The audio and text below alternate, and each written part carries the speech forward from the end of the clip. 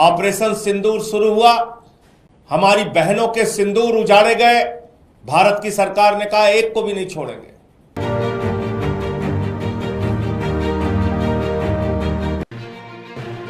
आम आदमी पार्टी के राज्यसभा सांसद संजय सिंह ने भारत पाकिस्तान सीज फायर पर केंद्र सरकार की बड़ी आलोचना की है। उन्होंने आरोप लगाया है कि प्रधानमंत्री मोदी ने अमेरिका में दबाव में आकर सीज फायर किया है, जबकि सेना पाकिस्तान अधिकृत कश्मीर पर कब्जा कर सकती थी। संजय सिंह ने सरकार से 5 सवाल पूछे हैं, आपको सुनाते हैं। आज कुछ महत्वपूर्ण मुद्दों पर आपसे बात करनी है। वो मुद्दे जो इस वक्त देश के लोगों के मन में चल रहा है, वो सवाल जिसको लेकर देश के लोगों के मन में चिंता है और चिंता के साथ साथ दुख भी है। 140 करोड़ हिंदुस्तानियों के मन में यह सवाल है कि भारत की संप्रभुता, भारत का स्वाभिमान, भारत का सम्मान क्या भारत के प्रधानमंत्री नरेंद्र मोदी जी ने अमेरिका के राष्ट्रपति ट्रंप के व्यापार बंद करने की धमकी के नाम पर राष्ट्र के स्वाभिमान और सम्मान से समझौता कर लिया? यह सवाल है 144 करोड़ लोगों के मन में। यह सवाल है एक एक हिंदुस्तानी के मन में। जब यह ऑपरेशन सिंदूर शुरू हुआ, पहलगाम में हमारी बहनों के सिंदूर उजाड़े गए, पाकिस्तान के 4 आतंकवादियों का नाम आया, भारत की सरकार ने कहा एक को भी नहीं छोड़ेंगे, घुस के मारेंगे। पूरे देश की जनता ने कहा घुस के मारो, हम साथ में खड़े हैं। सभी दलों ने कहा, सर्वदलीय बैठक में कहा, बार बार मीडिया में आके कहा घुस के मारो, हम साथ में खड़े हैं। कोई आतंकवादी बचना नहीं चाहिए।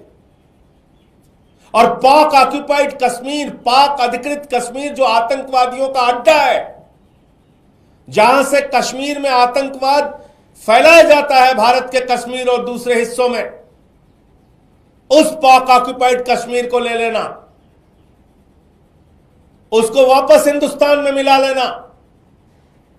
बलूचिस्तान में जो असंतोष चल रहा है उसको अलग कर देना, उसी तरह से जिस तरह से बांग्लादेश को 1971 में हमने पाकिस्तान के 2 टुकड़े करके अलग किया था। यह पूरे देश की भावना थी। ऑपरेशन सिंदूर शुरू हुआ, मैं सर झुका के नमन करता हूं भारतीय सेना को, उनके साहस को, उनके पराक्रम को। 9 आतंकी ठिकानों को 7 मई को पाकिस्तान के अंदर उजाड़ दिया गया। 100 से अधिक आतंकवादियों को मार गिराया गया, उनके सहयोगियों को मार गिराया गया। लेकिन प्रधानमंत्री जी, क्या आपने वो तस्वीर नहीं देखी कि उन आतंकवादियों के जनाजे में पाकिस्तान के सेना के अधिकारी खड़े थे? पाकिस्तान मातम मना रहा था। किसके मरने पे? आतंकवादियों के मरने पे। आप उस पाकिस्तान पे भरोसा कर रहे हैं? पूरे देश को उस वक्त गर्व हुआ।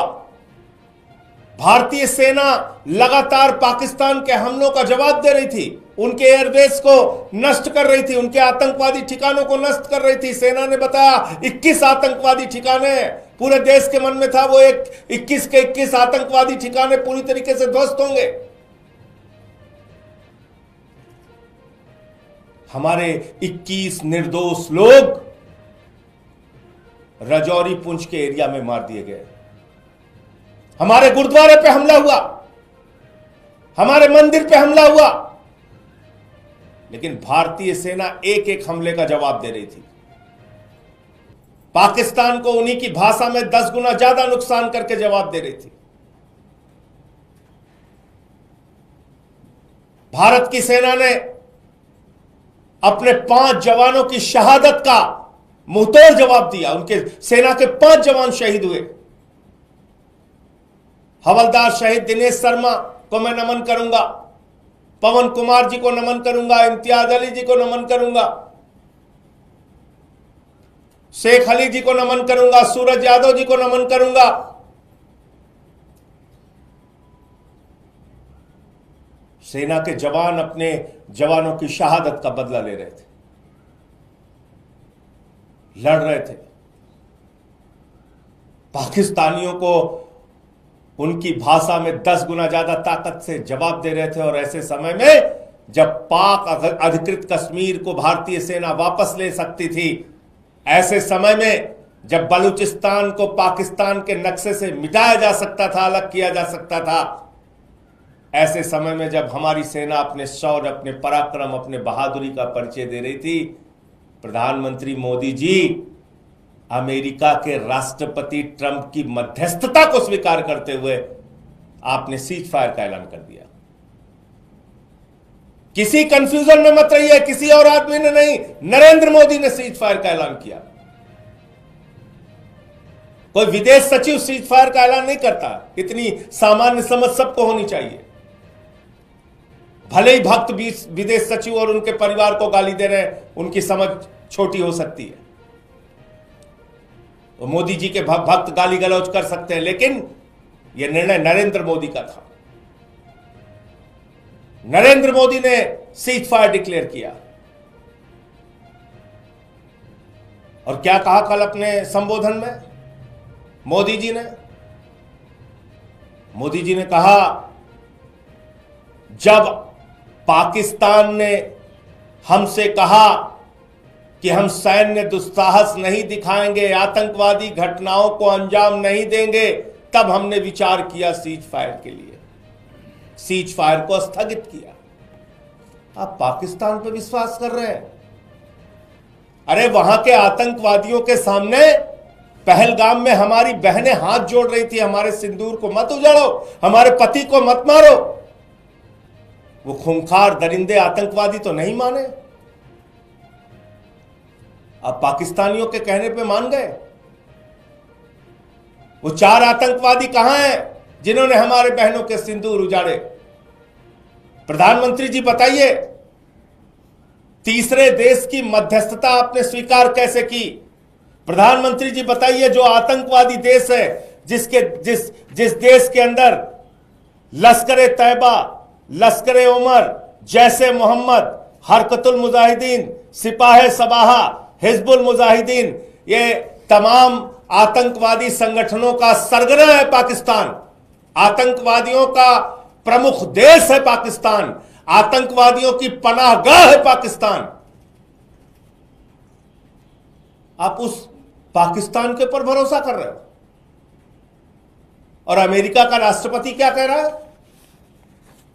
अमेरिका का राष्ट्रपति कह रहा है, भारत और पाकिस्तान दोनों महान देश हैं। अमेरिका का राष्ट्रपति कह रहा है, भारत और पाकिस्तान दोनों पावरफुल देश हैं। अमेरिका का राष्ट्रपति कह रहा है कि हमने व्यापार बंद करने की धमकी दी दोनों देशों को और सीज फायर करा दिया। प्रधानमंत्री जी, आपने एक भी चीज का खंडन नहीं किया, एक भी बात का खंडन नहीं किया। शर्म आती है मुझे। 140 करोड़ हिंदुस्तानियों के प्रधानमंत्री हैं आप। दुनिया की 5वीं बड़ी अर्थव्यवस्था है भारत। हमारा एक स्वर्णिम इतिहास है। और पाकिस्तान की तुलना ट्रंप हमारे साथ कर रहा है। 140 करोड़ हिंदुस्तानियों के देश को पाकिस्तान के बराबर लाके खड़ा कर दिया ट्रंप ने, और आपके मुंह से एक शब्द नहीं निकला। वो भूखा नंगा देश जो खाने के लिए मोहताज है, उसको वो कह रहा है वो शक्तिशाली देश है। आपके मुंह से एक भी शब्द नहीं निकला। अरे उस ट्रंप के खिलाफ तो अमेरिकन भी हो गए होंगे, उन्होंने भी सवाल पूछा होगा कि जिस ओसामा बिन लादेन ने अमेरिका पे आक्रमण किया उसको संरक्षण तो पाकिस्तान ने दिया था, पाकिस्तान आतंकवादियों का संरक्षक है, तुम उसको महान देश कैसे कर रहे हो? ये तो अमेरिकन को भी बुरा लगा होगा, लेकिन आपको बुरा नहीं लग रहा है, आप एक शब्द नहीं बोल रहे हैं। उसके सेक्रेटरी ऑफ स्टेट का क्या बयान है? मार्को रूबियो ये कह रहे हैं, ये 10 मई का ट्वीट है, Indian and Pakistani officials Vance and I have engaged with senior Indian and Pakistani officials, including Prime Ministers Narendra Modi and Shehbaz Sharif, External Affairs Minister Subramaniam Jaishankar, Chief of Army Staff Asim Munir, and National Security Advisor Ajit Doval and Asim Malik.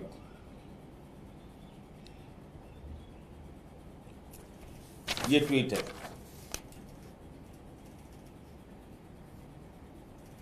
ये America का secretary of state ये कह रहा है मोदी जी की 48 घंटे से बातचीत चल रही थी आप लोगों की।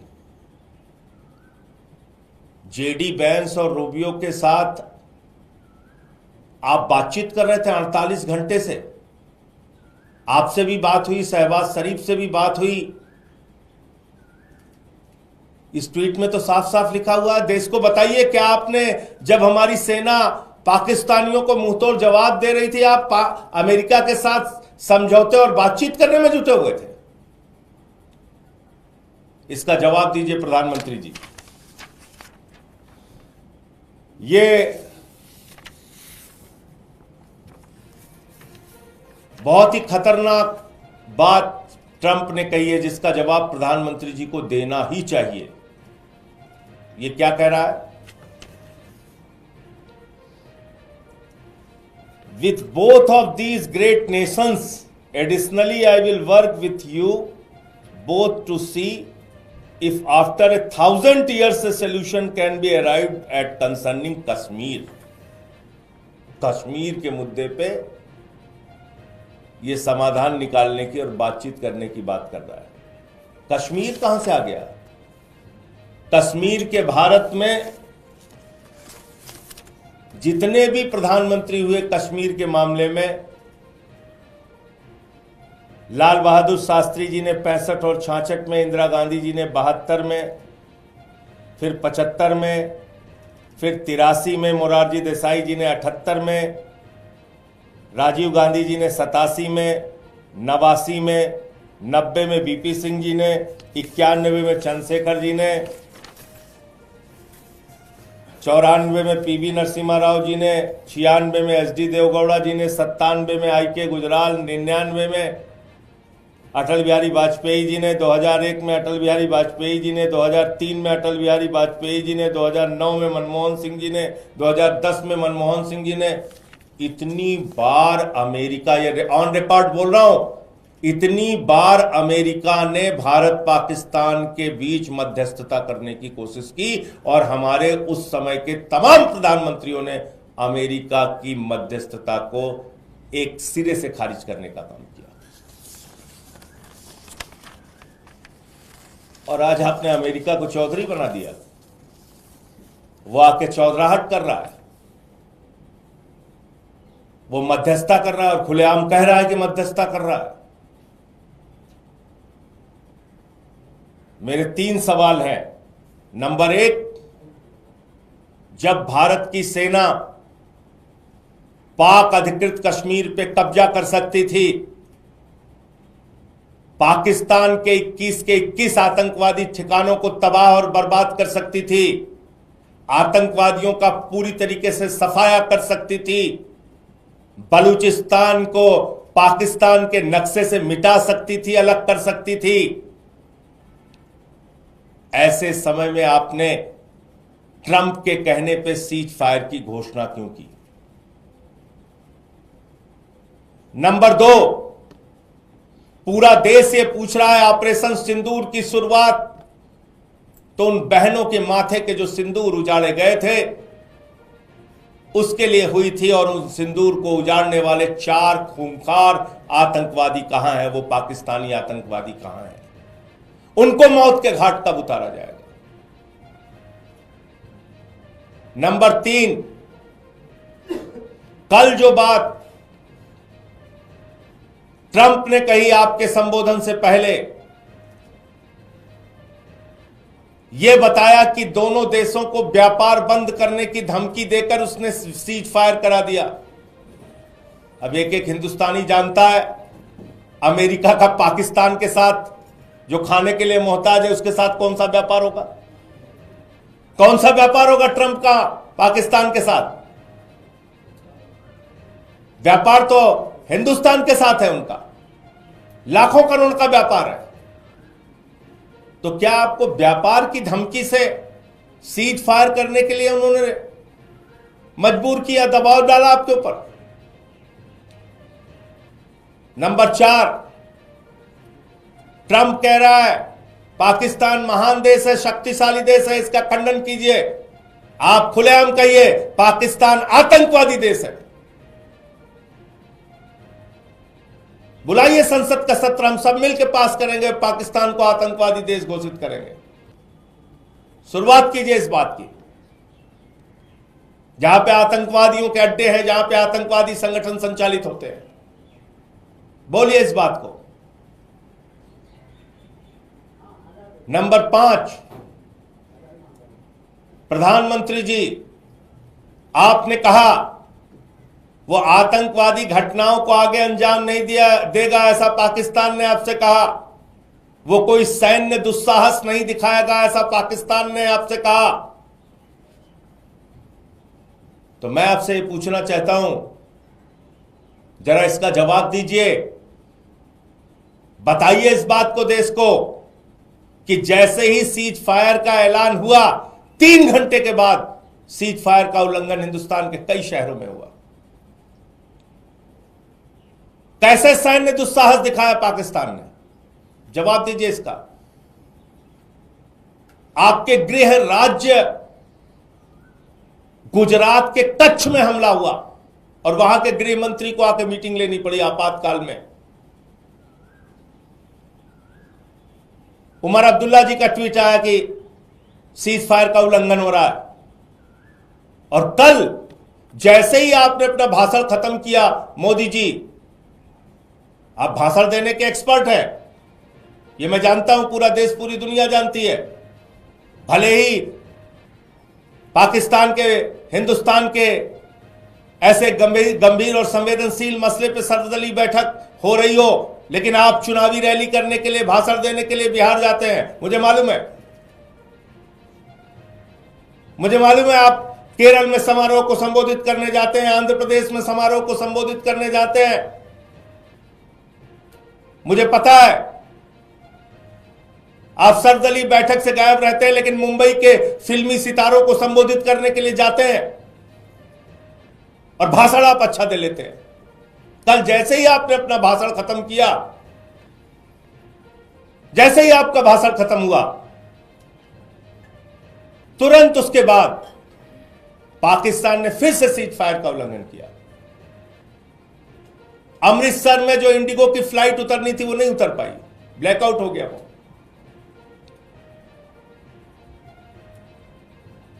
आप पाकिस्तान पे भरोसा कर रहे हैं?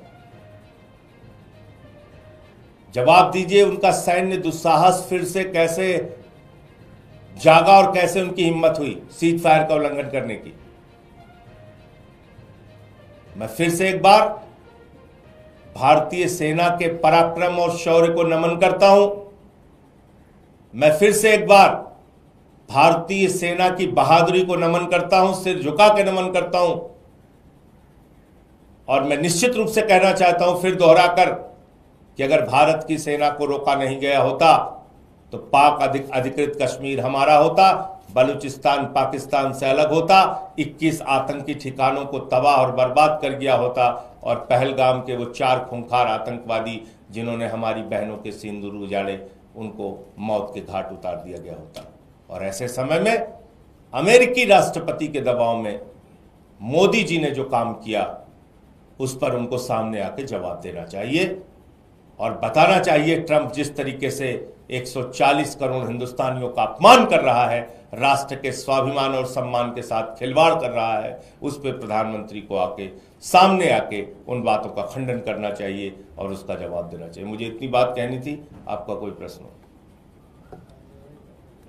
सर, वो पंजाब वाले 14 लोगों की मौत हुई है अभी आज इसी विषय पे बात करेंगे। प्रधानमंत्री कह रहे हैं कि सिर्फ स्थगित किया है, ऑपरेशन सिंदूर जारी है, फिर से अगर हिमाकत होगी तो जवाब दिया जाएगा अपने तरीके से, और कोई ब्लैकमेलिंग नहीं कर सकता न्यूक्लियर के नाम पे। देखिए, पाकिस्तान ने तो कल प्रधानमंत्री का भाषण खत्म होने के तुरंत बाद से सैन्य दुस्साहस दिखाने का काम किया, उसकी खबरें भी आई, दबाव बना के उसको कहीं और चलाने नहीं दिया जाता, वो अलग विषय है, लेकिन तमाम न्यूज एजेंसीज ने खबर उसकी जारी की। तो इस पे कौन जवाब देगा? मैं तो पूछता हूं, ओसामा बिन लादेन को पालने वाला पाकिस्तान क्या महान देश है जो ट्रंप कह रहा है उससे मोदी सहमत है? इसका तो खंडन करो। ये तो आके आप बोलो कि भारत अमेरिका की मध्यस्थता को स्वीकार नहीं करेगा किसी भी हालत में, इतना तो आपके मुंह से निकल सकता है। धन्यवाद। प्रधानमंत्री ने अपने संबोधन में ये भी बात कही कि पाकिस्तान हमारे हमलों से परेशान हो गया, इसलिए उन्होंने आके हमारे डीजीएम से बात की। देखिए, फिर उसने सीज फायर का वायलेशन तुरंत क्यों किया?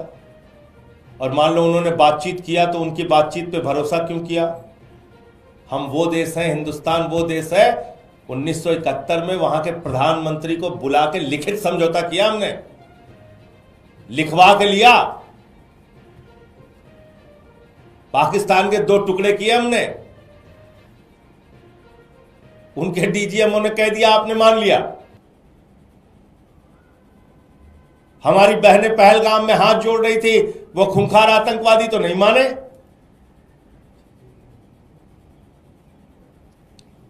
धन्यवाद। इस वीडियो को अपने दोस्तों के साथ जरूर शेयर कीजिएगा और अगर आपने अभी तक हमारा चैनल सब्सक्राइब नहीं किया तो फौरन सब्सक्राइब कीजिए, साथ ही बेल आइकॉन पर क्लिक करें ताकि मजीद आने वाली वीडियो जहां वक्तन फवक्तन आपके लिए इस चैनल पर अपलोड करते हैं वो आपको वक्त पर मिलती रहे।